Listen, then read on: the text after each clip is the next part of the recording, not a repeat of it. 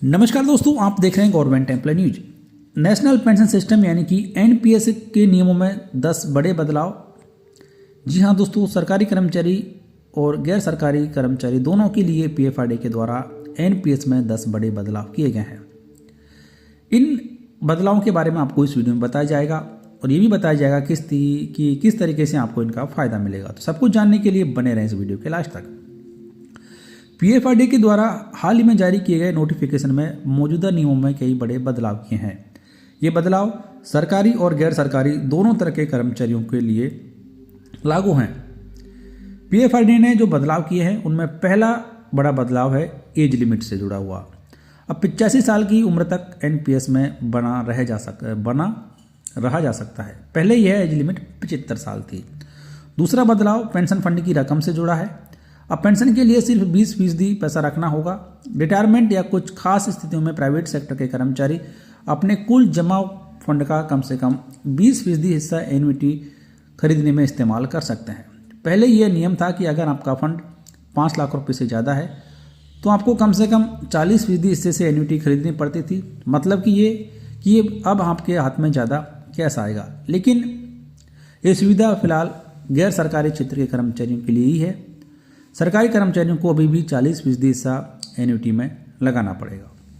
पहले नियम यह था कि अगर आपका फंड 5 लाख रुपए से ज़्यादा है तो आपको कम से कम 40% हिस्से से एन्युटी खरीदनी पड़ती थी। मतलब कि अब आपके हाथ में ज़्यादा कैश आएगा जिसका इस्तेमाल आप कर सकते हैं। तीसरा बदलाव निकासी को लेकर। कुछ मामलों में पूरा पैसा एक बार में निकाल सकते हैं। सरकारी और गैर सरकारी सब्सक्राइबर्स का फंड 8 लाख रुपये या इससे कम है तो जमा फंड का 100% पैसा निकाला जा सकता है। अगर वो पूरा पैसा नहीं निकालना चाहते हैं तो सरकारी कर्मचारियों के पास यह विकल्प रहेगा कि वो फंड का 40% एन्युटी में डालें। वहीं प्राइवेट सेक्टर के कर्मचारियों को एन्युटी के लिए फंड का कम से कम 20% इस्तेमाल करना होगा। चौथा बदलाव की निकासी के नए तरीके से जुड़ा है। पीएफआरडीए ने पैसा निकालने का एक नया तरीका पेश किया है जिसे सिस्टेमेटिक यूनिट रिडेम्पशन यानी कि SUR कहा जाता है। यह बिल्कुल म्यूचुअल फंड्स के सिस्टेमेटिक विड्रॉल प्लान जैसा है। यह सुविधा उन लोगों के लिए है कि जिनका फंड 8 लाख से 12 लाख रुपए के बीच है। वो अब 6 लाख रुपए तक एक मुश्त निकाल सकते हैं और बाकी पैसे को SUR के जरिए या फिर किस्तों में ले सकते हैं। शर्त यह है कि यह SUR लेने वालों को कम से कम 6 साल तक किस्तों में पैसा लेना होगा। पांचवा बड़ा बदलाव है कि अगर फंड 8 से 12 लाख रुपए के बीच है तो सरकारी कर्मचारियों के पास पैसे निकालने के 3 विकल्प होंगे। पहला कि 6 लाख रुपए एक मुश्त निकालें और बाकी पैसे को सिस्टमेटिक विड्रॉल के तरीके से निकालें। दूसरा जो प्लान है वो ये है कि 6 लाख रुपए नगद लें और बाकी बचे पैसे से पेंशन प्लान खरीद लें।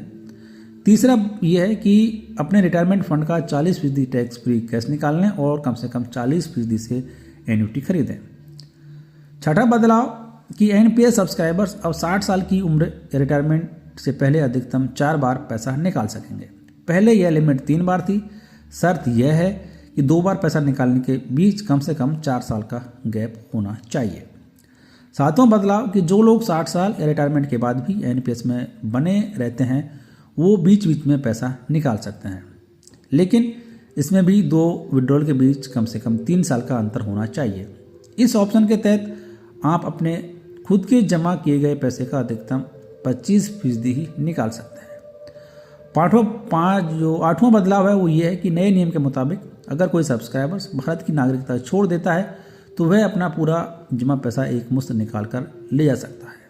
वहीं 9वें बदलाव में कहा गया है कि अगर कोई एनपीएस सब्सक्राइबर्स लापता हो जाता है या उसे मृत मान लिया जाता है तो नए नियम के मुताबिक उसके नॉमिनी या कानूनी वारिस को अंतरिम राहत के तौर पर कुल जमा फंड का 20% पैसा तुरंत एक मुश्त दे दिया जाएगा।